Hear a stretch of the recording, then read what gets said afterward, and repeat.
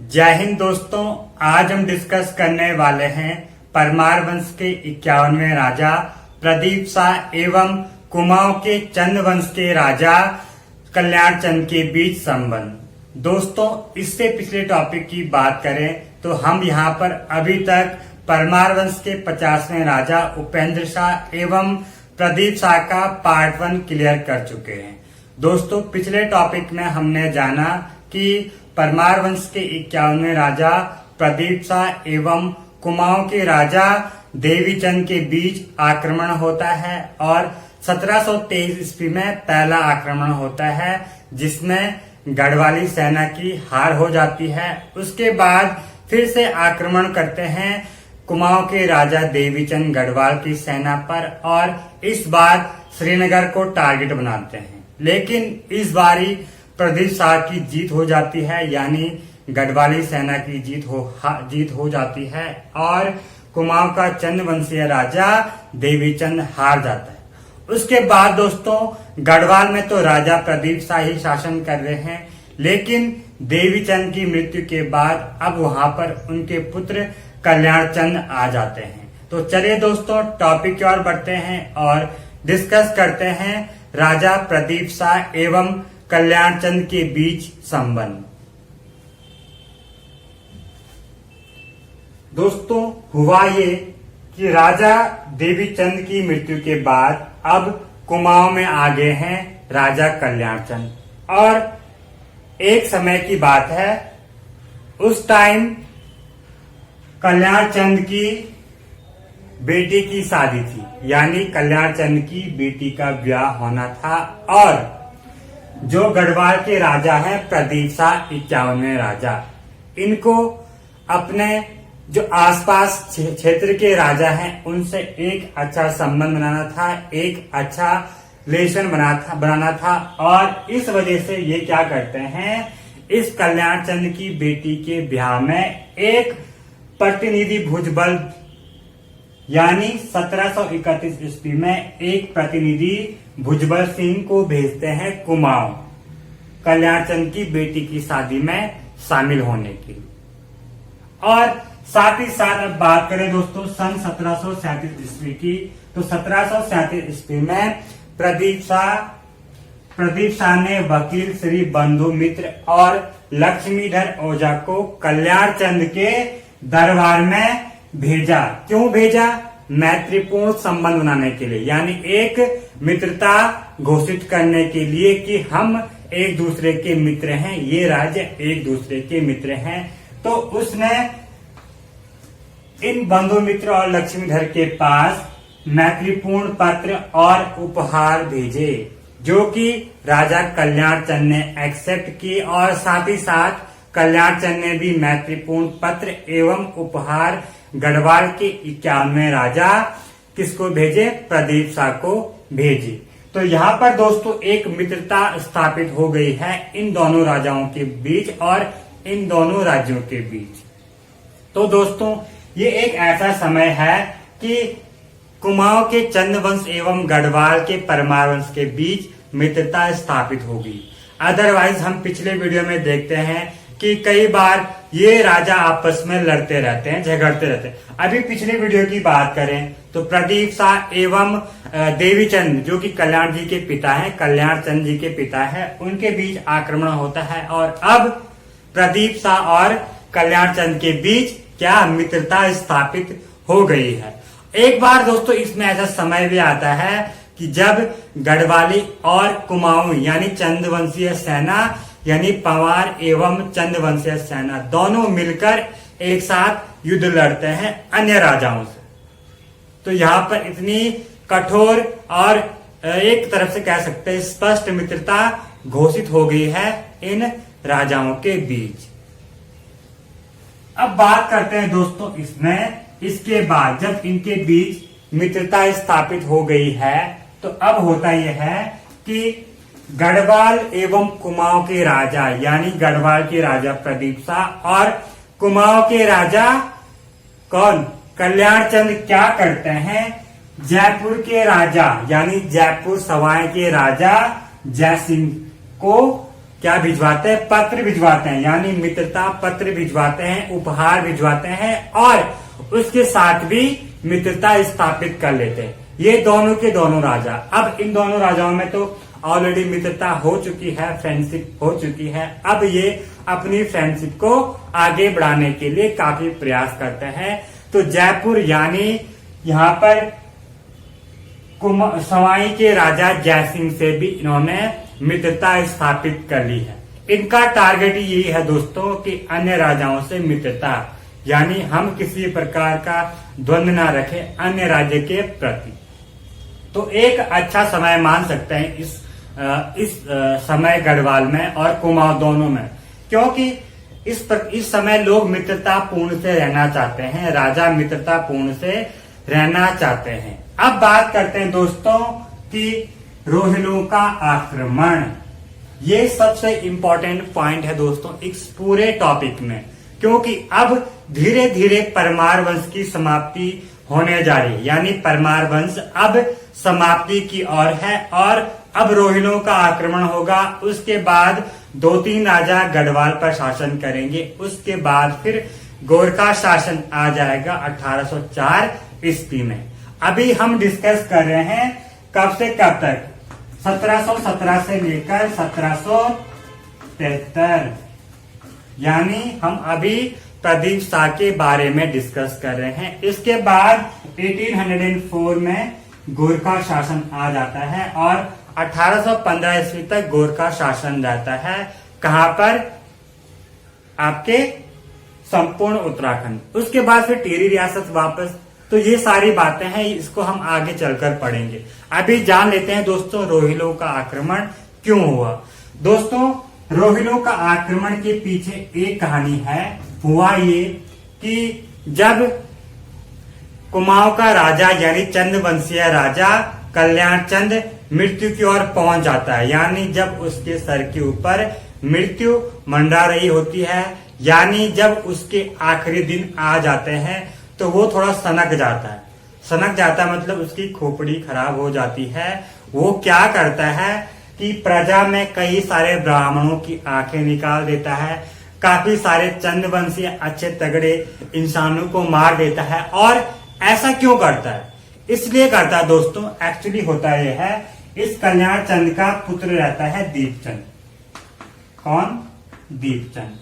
और दीपचंद थोड़ा भोला सीधा या कह सकते हैं बुद्धू टाइप का इंसान रहता है और कोई भी ये नहीं चाहता था कि इसके बाद दीपचंद शासक बने। लेकिन एक पिता होने के नाते कल्याण चंद कहता है कि मेरा पुत्र ही मेरे बाद कुमाऊं का शासक बनेगा, यानी चंद्रवंशीय राजा बनेगा। तो कल्याण चंद क्या करता है, जो भी उसके बीच में दुश्मनी होती है दीपचंद और अन्य जो भी राजा थे, मंत्री थे चंद्रवंशों में, उन सभी को मार देता है। और क्यों मारता है कि मेरे बाद दीपचंद राजगद्दी पर बैठे।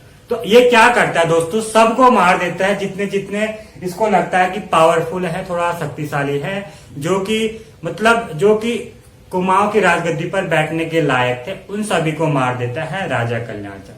लेकिन उसमें से एक व्यक्ति हिम्मत सिंह रौतेला, ये भाग जाता है कहां, अली मोहम्मद खान के पास शरण लेने।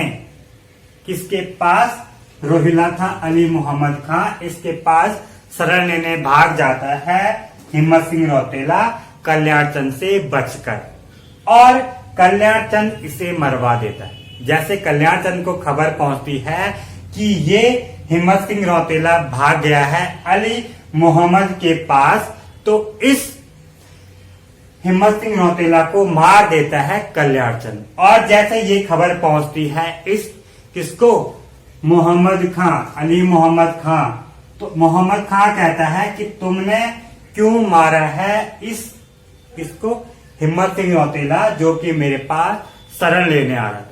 तो उसके पास कुमाऊं पर आक्रमण करने का एक मौका मिल जाता है, एक बहाना मिल जाता है। वो चाह ही रहा था कि मैं कब कुमाऊं पर आक्रमण करूं, और अब उसे मौका भी मिल गया है कि मैं कुमाऊं पर अब आक्रमण करूं। तो इसके बाद दोस्तों यहाँ पर 1743-44 में रोहिला आक्रमण होता है कुमाऊं पर, और जैसे ही कुमाऊं पर रोहिलों का आक्रमण होता है, ये आक्रमण दोस्तों इस अली मोहम्मद खां के नेतृत्व में होता है। किसके? अली मोहम्मद खां के नेतृत्व में 1743-44 ईस्वी में कुमाऊं पर रोहिलों का आक्रमण होता है, और इस आक्रमण में ये रोहिले कुमाऊं पर काफी अत्याचार कर लेते हैं और लगभग यहाँ पर 17,000 लोगों को बंदी बना देते हैं ये रोहिले, और कुमाऊं में काफी लूटपाट मचा देते हैं ये रोहिले, जो कि किसके? अली मोहम्मद खां के नेतृत्व में आक्रमण कर रहे हैं कुमाऊं पर। इसके पश्चात ये राजा कल्याण चंद भाग जाता है गढ़वाल के राजा प्रदीप शाह के पास, क्योंकि अच्छा संबंध है एक दूसरे का प्रदीप शाह और इस कल्याण चंद के बीच। तो कल्याण चंद भाग जाता है प्रदीप शाह के पास बधानगढ़ में। तो जैसे ये पहुंचता है, ये कहता है कि मेरी सहायता करो, क्योंकि अब रोहिले पूरी तरह से कुमाऊं को नष्ट कर देंगे, इसीलिए बोलता है तुम मेरी सहायता करो इस युद्ध में। तो ये प्रदीप शाह है, इसको भी थोड़ा संदेह हो जाता है, शक हो जाता है कि इतनी पावरफुल सेना है रोहिलों की, कहीं ये कुमाऊं के बाद गढ़वाल पर आक्रमण न कर दें। तो प्रदीप शाह थोड़ा तेज बुद्धि वाला रहता है, वो सोचता है हाँ यार, अब मुझे कल्याण चंद की सेना और अपनी सेना दोनों को मिलानी चाहिए, उसके बाद इन पर आक्रमण करना चाहिए। क्योंकि अगर प्रदीप शाह अकेला आक्रमण करेगा तो थोड़ा कम पॉसिबल है कि वो आक्रमण को जीते, युद्ध को जीते। यदि दोनों सेना मिल जाए, कुमाऊं की सेना एवं ये गढ़वाल की सेना, तो हो सकता है इस बार प्रदीप शाह की जीत हो जाए।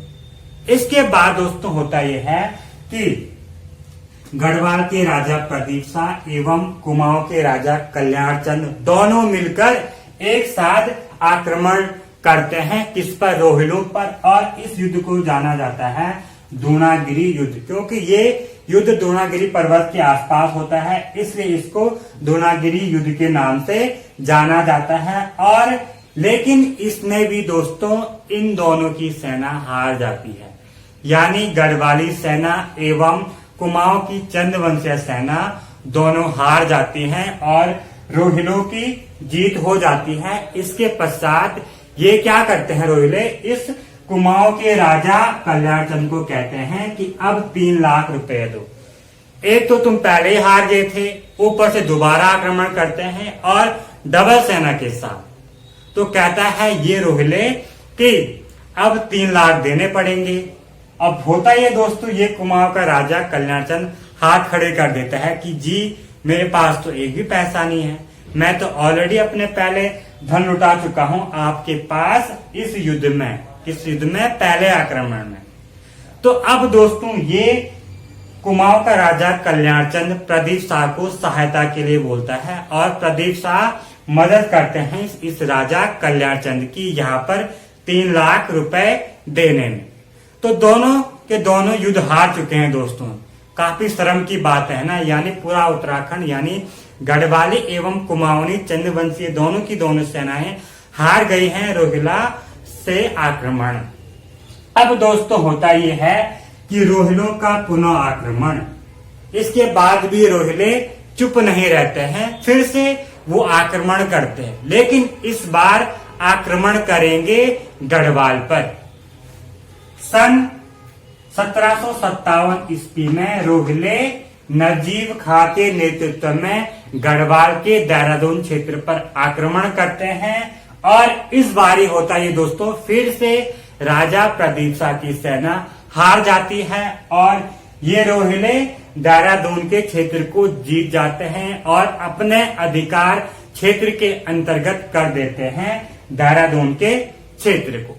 तो दोस्तों अब होता यह है कि 1770 ईस्वी में नजीब खां की मृत्यु हो जाती है और जैसे ये खबर पहुंचती है प्रदीप शाह के पास, तो प्रदीप शाह क्या करता है, 31 अक्टूबर इन 1770 ईस्वी को प्रदीप शाह पुनः देहरादून पर कब्जा करता है, डरा धमका के, क्योंकि अब ये नजीब खां तो मर गया है। इसके बाद ये प्रदीप शाह वहां की प्रजा को डरा धमका के, ये जो भी रोहिले थे वहां पर, उनको डरा धमका के देहरादून पर पुनः कब्जा कर लेता है और अपनी राजधानी दोस्तों नवादा से धामोवाला स्थानांतरित कर देता है ये राजा प्रदीप शाह। दोस्तों अब बात करते हैं इसमें तामाचौड़ या तामाढौन का युद्ध।